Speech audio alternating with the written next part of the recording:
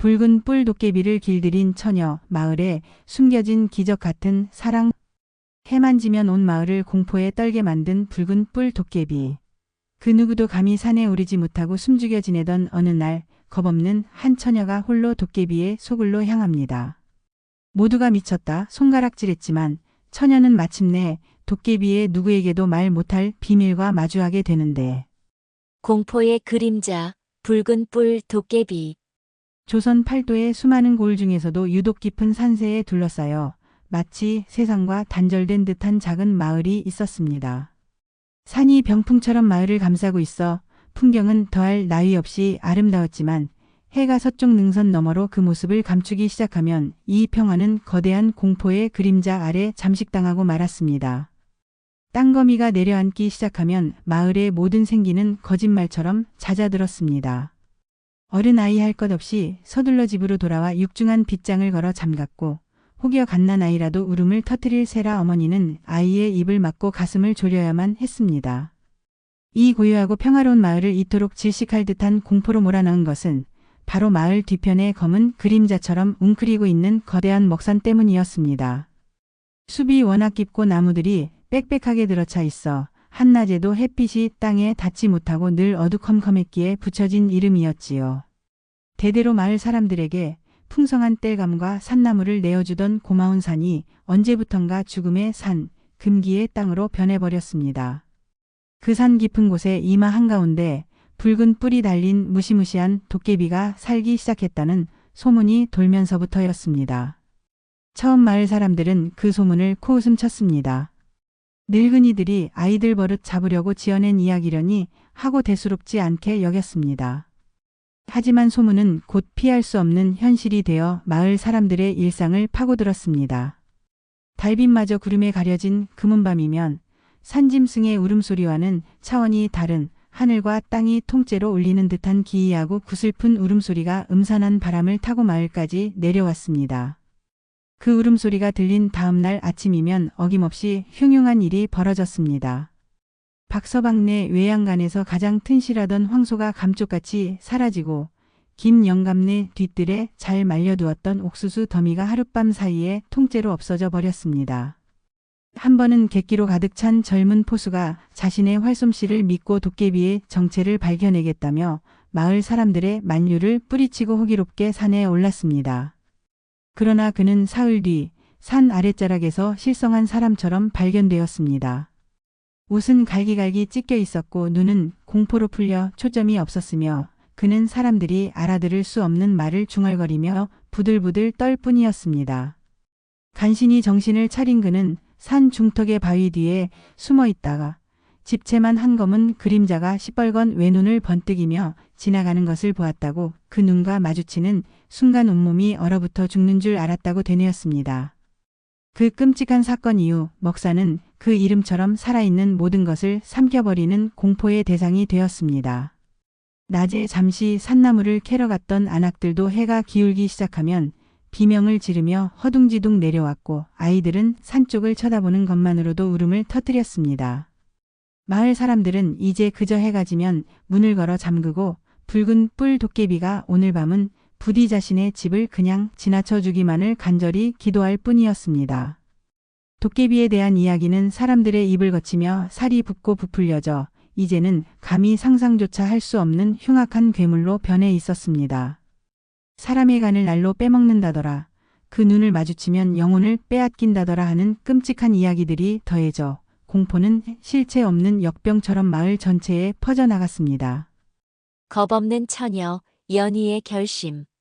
마을의 모든 사람들이 붉은 뿔 도깨비라는 거대한 공포의 그림자 아래 떨며 숨죽이고 있을 때 유독 그 소문을 다른 시선으로 다른 마음으로 바라보는 한 처녀가 있었습니다.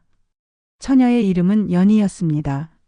어려서 병으로 아버지를 여의고 홀어머니를 의지하며 살아가는 가난한 처녀였지만 그녀의 눈빛은 늘 맑았고 그 마음은 웬만한 사내 대장부보다 곱고 단단했습니다.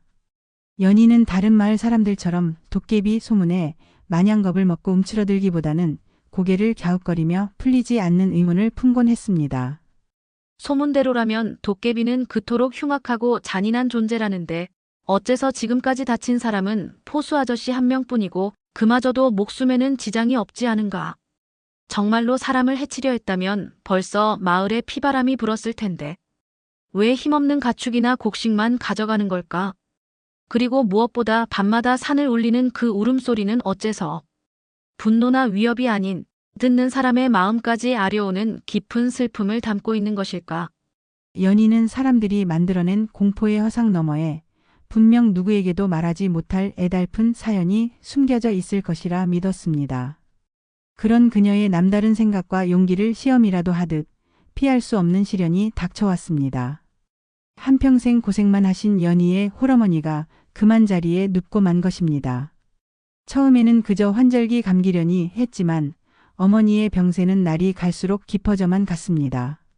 좋다는 약은 백방으로 구해다 드리고 밤낮으로 정성껏 간호했지만 어머니는 이제 죽 한 그릇조차 제대로 넘기지 못할 지경에 이르렀습니다. 마을의 늙은 의원은 무겁게 입을 열었습니다. 어머니의 병은 몸이 아니라 마음에서 비롯된 깊은 우라병이라. 여간한 약으로는 고칠 수 없다고 했습니다. 오직 먹산 깎아지른 절벽 끝에 하늘의 전기를 받고 자란다는 하늘뿌리라는 귀한 약초를 다려 먹여야만 신락 같은 희망이라도 걸어볼 수 있다는 것이었습니다. 하늘뿌리. 그 이름은 연희의 가슴을 철렁 내려앉게 만들었습니다. 그 약초가 자라는 곳은 맹수와 독사가 우글거리는 것은 물론 발 한번 헛디디면 천길 낭떠러지로 떨어지는 먹산에서도 가장 험하고 위험한 곳이었습니다. 그리고 지금 그곳은 바로 붉은 뿔 도깨비의 소굴이라 불리는 금단의 영역이기도 했습니다. 연희의 결심을 눈치챈 마을 사람들은 모두 기겁하며 그녀를 뜯어 말렸습니다. 연희야, 내 효심은 갸륵하다만 이건 무모한 짓이다. 그곳에 들어가는 것은 스스로 죽음을 자초하는 것이야. 어미를 살리려다 내 목숨까지 잃으면 저승에서 내 어미가 마음 편히 눈을 감을 수 있겠느냐? 이웃들은 진심으로 그녀를 걱정하며 눈물까지 글썽였지만 연희의 결심은 바위처럼 단단했습니다. 그녀에게 어머니는 이 세상의 전부였고 단 하나의 희망이 있다면 그것이 설령 도깨비의 굴이라 할지라도 가야만 했습니다. 오히려 그녀는 이것이 운명이라 생각했습니다. 어머니를 살릴 약초를 구하는 동시에 마을 전체를 옥죄고 있는 공포의 실체를 자신의 눈으로 직접 확인하라는 하늘의 계시라고 말입니다. 며칠 후 닭의 첫 울음소리가 새벽의 정적을 깨뜨릴 무렵 연희는 조용히 채비를 마쳤습니다. 잠든 어머니의 머리맡에 정성껏 끓인 미음을 놓아두고 어머니, 꼭 살아서 돌아와 약초를 다려드리겠습니다. 라는 짧은 서찰을 남겼습니다. 그리고 허리춤에는 튼튼한 동아줄과 작은 호미를 차고 품에는 어머니가 만들어주신 작은 복주머니를 소중히 품은 채 조용히 살인문을 나섰습니다. 마을 어귀를 지날 때 이른 새벽부터 밭으로 향하던 몇몇 어른들이 그녀의 행색을 보고는 혀를 차며 미친 처녀라고 곧 도깨비밥이 될 것이라고 수군거렸지만 연희는 그들의 시선에 아랑곳하지 않고 묵묵히 자신의 길을 갈 뿐이었습니다. 마침내 사람의 발길이 끊겨 잡초만 무성한 먹산의 입구에 다다랐습니다. 운명적인 첫 만남. 먹산의 숲은 연희가 상상했던 것보다 훨씬 더 깊고 음산했습니다. 하늘을 빈틈없이 가려버린 나무가지들 때문에 대낮인데도 사방은 해 질녘처럼 어둑했고 발밑에서는 몇십 년은 묵었을 법한 축축한 부엽도 썩는 냄새가 훅 올라와 코를 찔렀습니다. 어디선가 들려오는 이름 모를 새의 기괴한 울음소리와 덤불 속에서 무언가 바스락거리는 소리는 간담을 서늘하게 만들기에 충분했습니다. 연희는 의원이 그려준 하늘뿌리 약초 그림과 절벽은 산의 가장 높은 곳에 있다는 막연한 정보에만 의지한 채 무작정 위를 향해 나아갔습니다. 하지만 가면 갈수록 길은 더욱 험준해졌고 사방이 비슷한 모양의 나무와 바위뿐이라 방향 감각마저 흐릿해지기 시작했습니다. 한나절을 꼬박 헤매던 중 맑던 하늘이 갑자기 시커먼 먹구름으로 뒤덮이더니 이내 하늘에 구멍이라도 뚫린 듯 장대 같은 비가 억수같이 쏟아지기 시작했습니다. 앞을 분간할 수 없을 정도로 쏟아지는 비에 순식간에 계곡물은 거대한 흙탕물로 변해 무서운 기세로 불어났고 연희는 금방이라도 급류에 휩쓸릴 듯한 위기 속에서 간신히 높은 바위 위로 기어올라 나무를 부둥켜 안고 버텼습니다. 천지를 뒤흔드는 천둥과 번개, 그리고 살을 애는 듯한 비바람 속에서 연희의 몸은 점차 차갑게 식어갔고 의식은 아득해져 갔습니다. 바로 그때였습니다. 눈앞에서 번개가 번쩍하고 밤하늘을 가르는 순간 저 멀리 산 중턱에 있는 거대한 동굴의 검은 입구가 찰나처럼 연희의 눈에 들어왔습니다. 연희는 저곳만이 살 길이라는 생각에 마지막 남은 힘을 쥐어짰습니다. 미끄러운 바위를 타고 거친 나뭇가지에 살이 긁히는 것도 아랑곳하지 않은 채 필사적으로 동굴을 향해 기어갔습니다. 마침내 동굴 안으로 비틀거리며 들어서는 순간 바깥 세상의 폭풍우가 거짓말처럼 느껴질 만큼 고요하고 아늑한 정적이 그녀를 감쌌습니다. 안도감의 긴장이 탁 풀린 연희는 그대로 동굴 바닥에 털썩 주저앉았습니다. 한숨을 돌리고 흠뻑 젖은 옷에 물기를 짜내던 연희는 동굴 저 깊은 어둠 속에서 들려오는 미세한 소리에 온몸에 신경을 곤두세웠습니다. 그것은 바람 소리도 물 떨어지는 소리도 아니었습니다. 마치 거대한 짐승이 고통스럽게 숨을 몰아쉬는 듯한 거친 숨소리와 바닥을 손톱으로 긁는 듯한 기이한 소음이었습니다. 연희의 심장이 쿵 하고 바닥으로 떨어지는 듯 했습니다. 설마 이곳이 그녀의 끔찍한 예감은 틀리지 않았습니다. 동굴 안쪽 한 줌의 빛도 닿지 않는 심연의 어둠 속에서부터 두 개의 시뻘건 불빛이 서서히 그리고 묵직하게 그녀를 향해 다가오고 있었습니다. 그것은 반딧불 따위가 아니었습니다. 그것은 살아있는 생명체의 분노와 고통으로 가득 찬 눈빛이었습니다. 이윽고 희미한 달빛이 동굴 입구로 스며들어오자 마침내 그 거대한 실체가 모습을 온전히 드러냈습니다. 덥수룩하게 헝클어진 머리카락, 다부진 장정선옷은 합쳐놓은 듯한 거대한 몸집, 그리고 이마 한가운데에 기괴하게 솟아난 흉측하고 커다란 붉은 뿔. 마을 전체를 공포의 도가니로 몰아넣었던 전설 속의 붉은 뿔 도깨비였습니다. 도깨비는 금방이라도 연희의 목을 물어뜯을 듯 목구멍 깊은 곳에서부터 끓어오르는 낮은 신음과 함께 위협적인 자세를 취했습니다.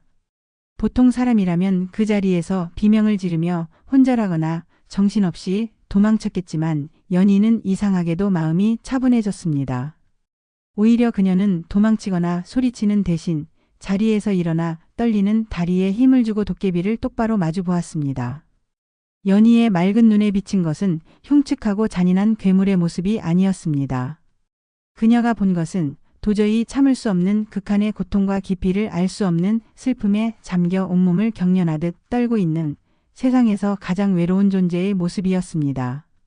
도깨비의 붉은 두 눈에서는 분노나 살이가 아닌 짙은 슬픔과 고통의 그림자가 넘실거리고 있었고 간간히 터져나오는 신음소리는 위협이라기보다는 고통에 찬 처절한 울부짖음에 가까웠습니다. 연희는 자신도 모르게 홀린 듯 도깨비를 향해 천천히 한 걸음 다가갔습니다. 그러자 도깨비는 더욱 거칠게 으르렁거리며 뒷걸음질 쳤습니다. 마치 다가오지 말라는 듯 덫에 걸린 상처 입은 짐승처럼 필사적으로 자신을 방어하고 있었습니다. 연희는 그 자리에 멈춰 서서 세상에서 가장 부드럽고 따뜻한 목소리로 마치 아픈 아이를 달래듯 말했습니다. 괜찮아요. 저는 당신을 해치러 온 것이 아니에요. 많이 아파 보이는군요. 제가 도와줄 수 있을까요? 상처와 교감, 비밀의 시작. 칠흑 같은 동굴 안 오직 폭우 소리만이 가득한 정적 속에서 서로를 마주보던 연희와 도깨비. 연희는 도깨비가 더 이상 위협적인 포효를 하지 않자 그를 자극하지 않기 위해 조심스럽게 다시 한번 입을 열었습니다. 무서워하지 말아요. 저는 그저 비를 피하러 들어왔을 뿐이에요. 날이 밝고 비가 그치면 곧 떠날 겁니다. 당신을 방해하지 않을게요. 그녀는 도깨비를 안심시키려는 듯 천천히 바닥에 주저앉아 동굴 입구 쪽 벽에 등을 기댔습니다. 더 이상 다가가지 않겠다는 무언의 표시였습니다. 연희의 침착하고 진심 어린 태도에 도깨비의 극심했던 경계심도 아주 조금씩 누그러지는 듯 했습니다. 그는 더 이상 이빨을 드러내고 으르렁거리지 않고 동굴 가장 깊고 어두운 구석에 거대한 몸을 웅크린 채 그저 붉은 눈으로 조용히 연희를 관찰하기 시작했습니다. 시간이 얼마나 흘렀을까? 동굴 안의 희미한 빛에 눈이 익숙해진 연희는 도깨비의 모습을 좀 더 자세히 뜯어볼 수 있었습니다. 그리고 그녀는 경악을 금치 못할 사실을 발견했습니다. 마을 사람들이 그토록 두려워하며 붉은 뿔이라고 부르던 것은 사실 뿔이 아니었습니다. 그것은 끝이 날카롭게 부러진 거대한 나무 파편이 이마에 깊숙이 박혀있는 끔찍하기 이를 데 없는 상처였습니다. 나무 파편 주변에 살갗은 시커멓게 썩어 들어가고 있었고 상처가 얼마나 오래되었는지 그 주변이 딱딱하게 굳어 뿔처럼 튀어나와 보였던 것입니다. 상처에서는 계속해서 비릿한 냄새를 풍기는 피고름이 흘러내려 한쪽 눈을 가리고 있었고 도깨비는 그 참을 수 없는 고통 때문에 간간히 머리를 흔들며 벽에 머리를 찢는 등 고통스러운 신음을 내뱉고 있었습니다. 연희는 그제야 모든 퍼즐 조각이 맞춰지는 것을 느꼈습니다. 밤마다 마을을 공포에 떨게 만들었던 그 구슬픈 울음소리는 바로 이 상처의 고통 때문에 지르는 신음이었고, 외양간의 소나 옥수수를 가져간 것은 몸을 움직일 수 없을 만큼 고통스러운 와중에 굶주림을 해결하기 위한 최소한의 생존 수단이었던 것입니다. 그는 사람을 해치는 흉악무도한 괴물이 아니라 그저 깊은 상처를 입고 아무의 도움도 받지 못한 채 이 어둡고 축축한 동굴 속에서 홀로 죽음과 같은 고통을 견디고 있던 불쌍한 존재였습니다. 연희의 마음속에서 뜨거운 연민이 끓어올랐습니다. 그녀는 더 이상 한치의 망설임도 없었습니다. 조심스럽게 자리에서 일어나 품속에서 마른 약초 주머니와 깨끗한 천 조각을 꺼내 들고 도깨비에게 천천히 다가갔습니다. 도깨비는 또다시 경계하며 몸을 뒤로 뺐지만 연희는 멈추지 않고 그의 바로 앞까지 다가가 무릎을 꿇고 앉았습니다. 그리고는 자신의 치마폭을 길게 찢어 허리춤에 차고 있던 물통에 깨끗한 물을 적셨습니다. 많이 아팠겠군요. 움직이지 말아요. 제가 치료해 줄게요. 덧나면 큰일 나요. 가만히 있어봐요. 그녀는 마치 아픈 동생을 달래는 누이처럼 부드러운 목소리로 도깨비를 달래며 조심스러운 손길로 그의 이마에 있는 끔찍한 상처 주변을 닦아주기 시작했습니다. 도깨비는 태어나서 처음 느껴보는 따스하고 부드러운 손길에 거대한 몸을 움찔 떨었습니다. 인간이란 늘 자신을 향해 돌을 던지거나 날카로운 쇠붙이를 겨누며 소리를 지르는 두렵고 잔인한 존재라고만 생각했습니다. 하지만 눈앞에 이 작고 연약해 보이는 인간은 자신의 가장 흉측하고 고통스러운 상처를 아무런 거리낌 없이 어루만져주고 있었습니다. 연희의 정성스러운 간호는 칠흑 같은 밤이 새도록 계속되었습니다. 그녀는 자신의 모든 약초 지식을 총동원해 가져온 약초 주머니에서 지혈과 염증에 좋은 풀들을 골라 지식여 상처에 발라주고 깨끗한 천으로 상처가 덧나지 않도록 단단히 동염해 주었습니다. 연희의 진심 어린 보살핌과 따스한 온기 속에서 도깨비의 마음을 수십 겹으로 꽁꽁 얼어붙게 만들었던 불신과 외로움의 벽이 서서히 허물어지기 시작했습니다. 날이 밝아오자 거세던 비바람도 거짓말처럼 멎고 찬란한 아침 햇살이 동굴 안을 비추었습니다. 연희가 떠날 채비를 하자 밤새 얌전히 치료를 받던 도깨비가 처음으로 입을 열었습니다. 그의 목소리는 겉모습과는 달리 깊은 동굴처럼 낮고 슬픈 울림을 가지고 있었습니다. 고맙다, 인간. 그 짧은 한마디에는 미안함과 놀라움, 그리고 태어나 처음 느껴보는 감사함이라는 수만 가지 감정이 담겨 있었습니다. 연희는 따뜻하게 미소 지으며 대답했습니다. 천만에요. 저는 연이라고 해요. 어머니 약초를 구하러 다시 와야 하니 그때 또 들를게요. 그때까지 몸조리 잘하고 있어요. 연희는 동굴을 나서기 전 도깨비의 거칠고 커다란 손에 자신이 먹으려고 품에 품고 왔던 따뜻한 주먹밥 덩이를 쥐어주었습니다. 마을에 닥친 위기. 그날 이후 연희에게 먹사는 더 이상 공포의 대상이 아니었습니다. 그녀는 어머니께 드릴 하늘뿌리를 캔다는 핑계로 매일같이 산을 올랐습니다. 물론 하늘뿌리를 찾는 일도 게을리하지 않았지만 그녀의 발걸음은 언제나 동굴을 향해 있었습니다. 연희는 매일같이 도깨비의 상처를 살피고 새 약초로 갈아주며 정성껏 보살폈습니다. 그녀의 지극한 간호 덕분이었을까? 끔찍하게 덧나 있던 도깨비의 상처는 눈에 띄게 아물기 시작했고 더 이상 피고름이 흐르지 않게 되었습니다. 고통이 줄어들자 도깨비의 표정도 한결 부드러워졌습니다. 연희는 산처럼 크고 든든하며 마음 또한 산처럼 깊고 넓어지라는 의미를 담아 도깨비에게 큰 산이라는 다정한 이름을 지어주었습니다. 미르는 처음에는 자신의 이름을 듣고 어색해했지만 이내 연희가 다정하게 큰산아 하고 불러줄 때마다 빙글에 미소 짓는 것으로 대답을 대신했습니다. 연희는 매일 미르에게 소박하지만 정성껏 만든 음식을 가져다주고 마을에서 있었던 시시콜콜한 이야기들을 들려주었습니다. 미르는 말수는 적었지만 연희가 이야기할 때면 늘 진지한 눈빛으로 바라보며 묵묵히 들어주었습니다. 그는 연희 덕분에 태어나 처음으로 외로움이 아닌 함께라는 충만함을, 끔찍한 고통이 아닌 따스한 온기를 느끼게 되었습니다. 미르 또한 조금씩 연희에게 마음의 문을 열고 자신의 이야기를 들려주기 시작했습니다. 그는 본래 이 산의 정기가 뭉쳐 태어난 마음씨 착한 도깨비였지만 몇 해 전 산의 기운을 노리고 쳐들어온 사악한 요괴들과 큰 싸움을 벌이다가 이마에 깊은 상처를 입고 기억의 일부와 본래의 힘 대부분을 잃었다고 했습니다. 그 후 극심한 고통과 외로움 속에서 인간들을 경계하며 홀로 지내왔던 것이지요. 연희는 그의 슬프고 외로웠을 과거에 함께 눈물 흘리며 그의 상처 입은 마음을 진심으로 위로해 주었습니다. 둘만의 비밀스러운 우정이 깊어갈 무렵 평화롭던 산골 마을에 피비린내 나는 검은 그림자가 드리워졌습니다. 인근에서 온갖 악행을 일삼으며 악명이 높던 산적대가 관아의 대대적인 토벌 작전을 피해 이 깊은 산골 마을까지 숨어 들어온 것입니다. 수십 명에 달하는 산적들은 흉포하기 짝이 없었습니다. 그들은 마을을 순식간에 점령하고는 집집마다 문을 부수고 들어가 얼마 되지도 않는 곡식과 재물을 모조리 빼앗고 반항하는 사람들을 무자비하게 폭행하는 등 온갖 행패를 부렸습니다. 마을에 몇 안 되는 혈기왕성한 장정들이 낫과 괭이를 들고 맞서 싸워보았지만 사람을 해치는데 일골이 난 전문적인 산적들의 상대가 될 수는 없었습니다. 관아에 급히 사람을 보내 도움을 청했지만 워낙 외지고 험한 곳이라 지원 병력이 도착하려면 며칠이 걸릴지 기약이 없는 상황이었습니다. 마을은 순식간에 공포와 절망, 그리고 피와 눈물이 뒤섞인 아수라장으로 변했습니다. 산적들은 마지막 남은 식량까지 모조리 빼앗고는 그것도 모자라 마을의 젊은 처녀들을 자신들의 놀이개로 삼겠다며 내놓으라고 윽박지르기 시작했습니다. 마을 사람들은 속수무책으로 당하며 그저 땅을 치고 통곡할 뿐이었습니다. 이 끔찍한 소식을 전해 들은 연희의 마음은 분노와 슬픔으로 불타는 듯 했습니다. 자신의 소중한 이웃과 친구들이 눈앞에서 고통받는 것을 가만히 지켜보고만 있을 수는 없었습니다. 바로 그때 그녀의 머릿속에 번개처럼 한 사람, 아니 한 존재가 떠올랐습니다.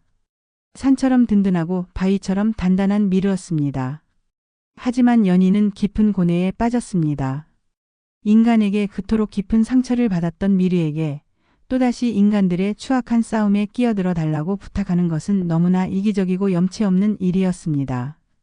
그가 또다시 상처받을 수도 있는 너무나 위험한 일이기도 했습니다. 하지만 산적들의 칼에 쓰러져 신음하는 이웃 아저씨의 모습과 겁에 질려 부모의 옷자락 뒤에 숨어 우는 아이들의 얼굴이 눈앞에 어른거리자 연희는 더 이상 망설일 수 없었습니다. 그녀는 결심을 굳히고 산적들의 눈을 피해 뒷산으로 미친 듯이 내달렸습니다.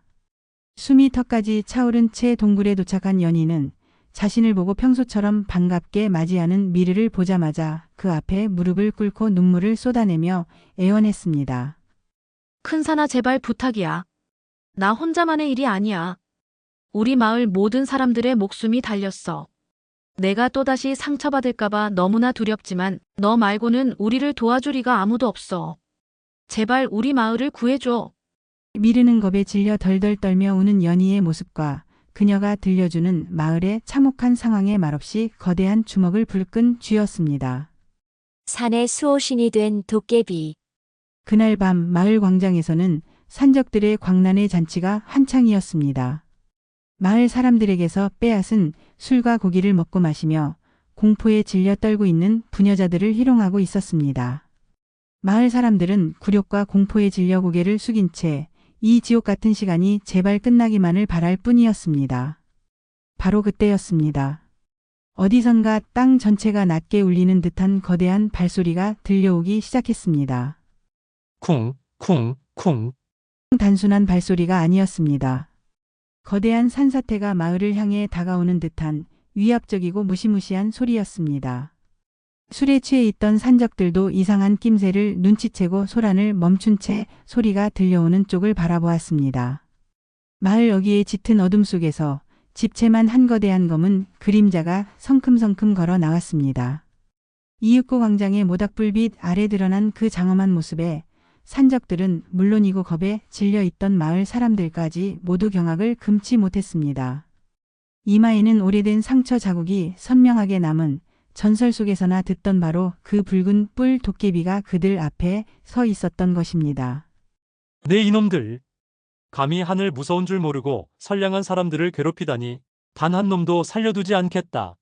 미르의 포효는 천지를 뒤흔드는 천둥과도 같았고 광장의 모닥불이 그의 음성에 맞춰 세차게 흔들릴 정도였습니다. 겁에 질린 산적 몇몇이 객기를 부리며 칼을 휘두르고 창을 던지며 달려들었지만 미르는 마치 성가신 날벌레를 쫓듯 육중한 팔을 가볍게 휘둘러 그들을 멀리 담장 너머로 날려버렸습니다.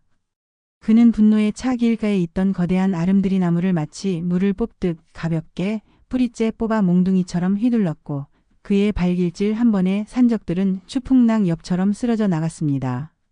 그 모습은 마을 사람들이 상상했던 흉악하고 잔인한 괴물이 아니었습니다. 마치 마을을 지키기 위해 강림한 분노한 산신령처럼 위풍당당하고 용맹했으며 그 어떤 불의도 용납하지 않겠다는 굳건한 기세가 넘쳐 흘렀습니다. 미르의 압도적인 힘과 신과 같은 위용 앞에 수십 명에 달하던 산적들은 전의를 완전히 상실하고 혼비백산하여 무기를 버리고 앞다투어 도망치기 시작했습니다. 미르는 도망치는 산적들을 끝까지 쫓아가 다시는 이 마을은 물론 그 어떤 곳에서도 악행을 저지를 생각조차 못하도록 단단히 혼을 내주었습니다. 순식간에 마을에는 다시 평화가 찾아왔습니다.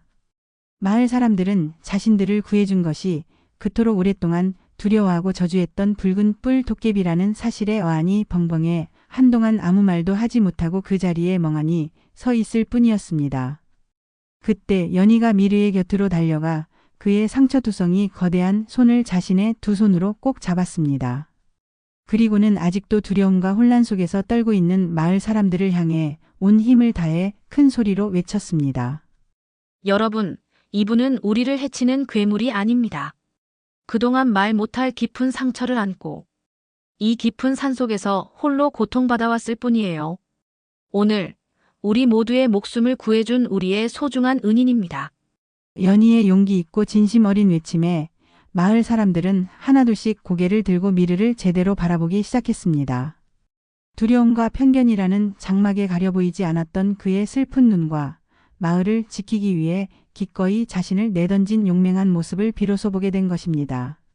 사람들의 눈빛에서 두려움이 서서히 사라지고 그 자리를 감사함과 깊은 미안함이 채우기 시작했습니다.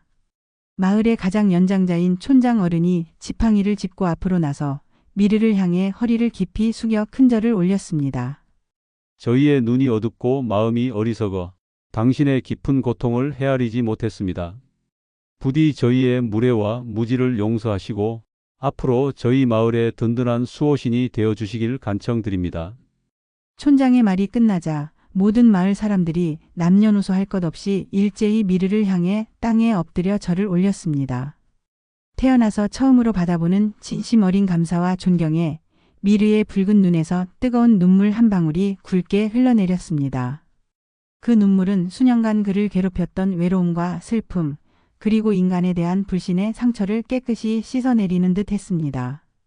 그날 이후 미르는 더 이상 어둡고 축축한 동굴 속에 숨어 지내지 않았습니다. 그는 마을의 든든한 수호신이 되어 가뭄이 들면 먼 산의 물줄기를 끌어다 주고 흉년이 들면 산의 귀한 열매들을 가져다 주며 마을 사람들을 살뜰히 보살폈습니다.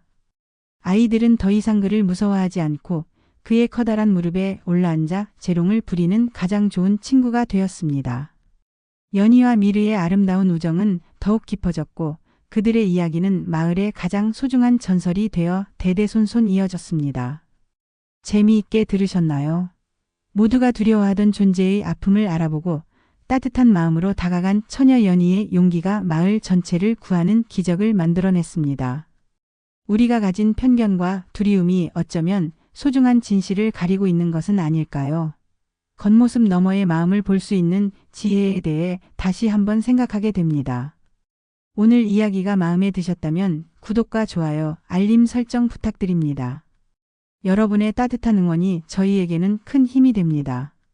다음 시간에는 더욱더 흥미롭고 비밀스러운 이야기, 도깨비와 아씨가 나눈 진짜 대화 결국 밝혀진 놀라운 진실 어휘야담 편으로 찾아뵙겠습니다. 감사합니다.